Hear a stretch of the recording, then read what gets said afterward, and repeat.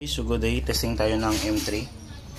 Ayan, so testing tayo sa MSA kung gumagana na ba yung remapping tools nya via K-line. So yung AC nito ay 2P80. Okay, so punta lang tayo sa diagnostic muna. Testing natin yung before remapping. So punta tayo sa automatic search. And then okay, so on natin ito si Ann. Sorry, medyo 100 lang tayo ulit. Okay, then pasok tayo sa read fault code muna tayo. Okay, so off on so si Ann. Yun, naka-signal light pa pala. Okay, so basa muna tayo ng error, no trouble code. Okay, so safety siyang area map. So pasok tayo sa monitoring. Okay, and then off on so si Ann ulit. Okay, so pag mga version 1 kailangan talagang i-on off. So ngayon makikita nyo sa NA. So ang sekreto sa M3 para lumabas yung parameter, start muna natin. Okay, okay, so nakikita nyo isa lang, no? So gawin natin ngayon off, exit. Okay, so pasok tayo sa monitoring. Okay, okay, and then on ng ignition switch. Yan, para magkaroon siya ng mga parameter. Okay, uli natin, tapos off on na ignition switch. Okay, so makikita nyo guys, lumabas na yung mga parameter. So ganun lang sekreto sa ating gamit yung ating MSC sa M3. So punta tayo sa RPM, and then punta tayo dito sa ayan, sa graph, and then set natin siya sa 10,000 RPM. 1, tapos 10, 1, 2, 3. Okay, then okay natin. So set natin sa 10,000 RPM, and then start natin. Kicker mo natin, medyo low pa pala yung battery para hindi makurap yung ating tools. Ayan. So ito na ngayon yung ating RPM. So i-max RPM natin. So tingnan natin kung ilan yung max na abutin.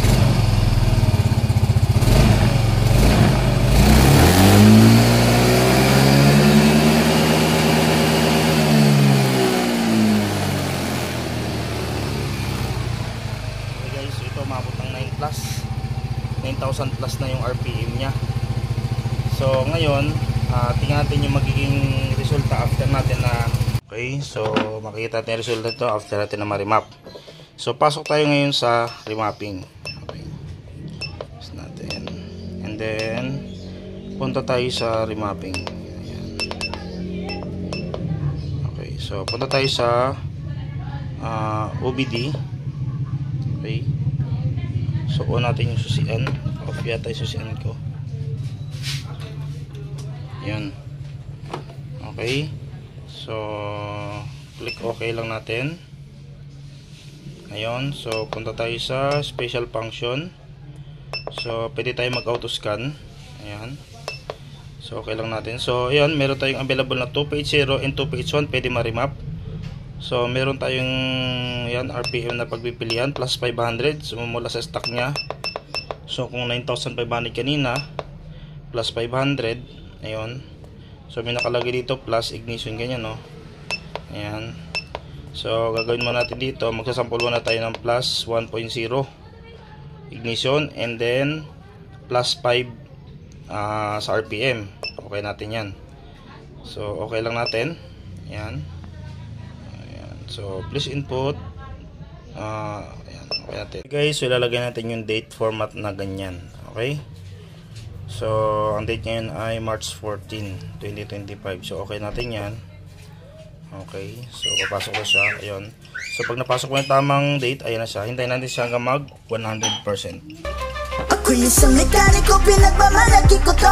Umiikot sa Pinas upang ipapahagi to. Di ko kinakahiya, di ko pinagmamaliit. Dahil dito ay marangal, huwag ka nang umanga. Nagtuturo ng malalim, intention ay daimtim. Hindi lang to para sa akin, para sa lahat ng mekaniko na rin. Ako ay isang mekaniko, sumasabak sa mundo ng mga motorsiklo. Nagtuturo ng malalim,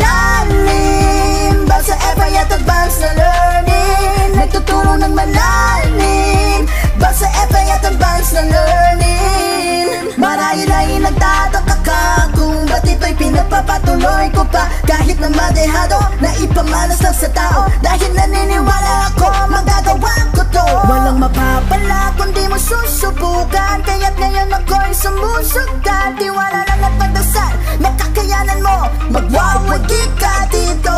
Ako'y isang mekaniko, pinagmamalaki ko to. Umiikot sa Pinas upang ipabag ito. Di ko kinakahiya, di ko pinagmamaliit, dahil ito ay marangal, huwag ka nang umangal.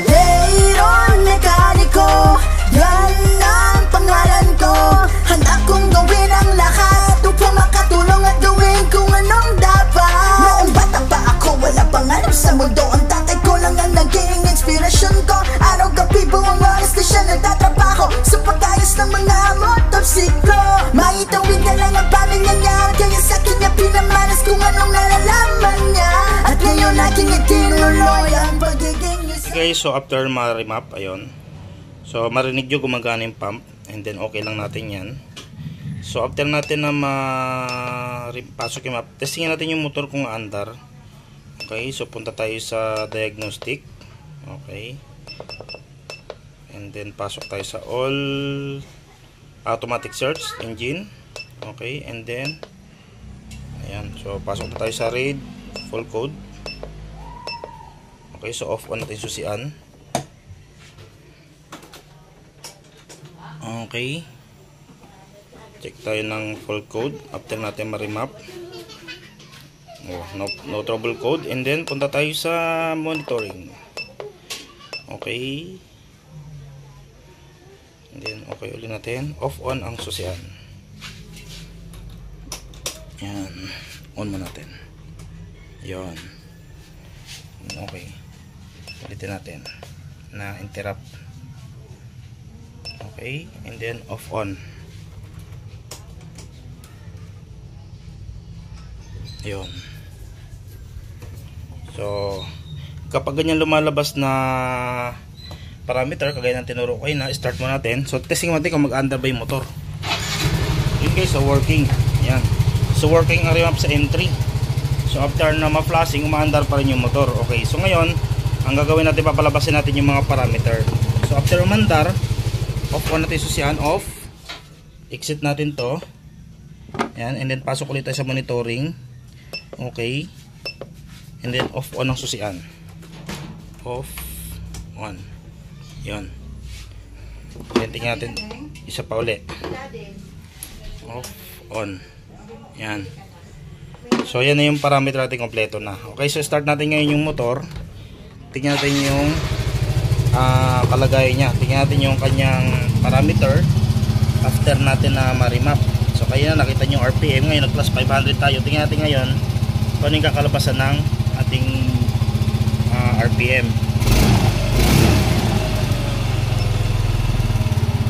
So set natin to sa 10,000 o 10,500.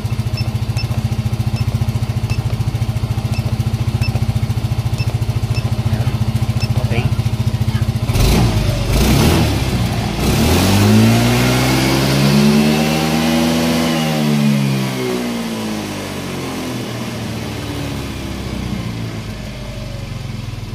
Guys, umabot siya ng 10.5. Medyo alanganin lang yung motor rin. Umabot siya ng 10.5. Ulitin natin ha. Ayan. Ulitin ko ulit. Medyo alanganin yung lugar dito. Masikip eh. Ulitin natin ha.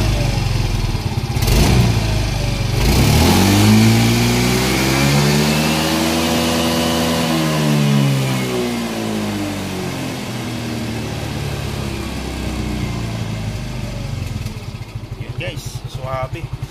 So working na remapping natin sa M3.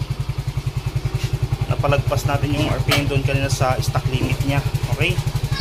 So yun, sa mga yung mga MST100 yan at sa mga gustong bumili guys, available yan sa atin. Same innovation, available yan sa lahat ng distributor. And then free guide po yan. Okay. So magandang araw po sa ating lahat.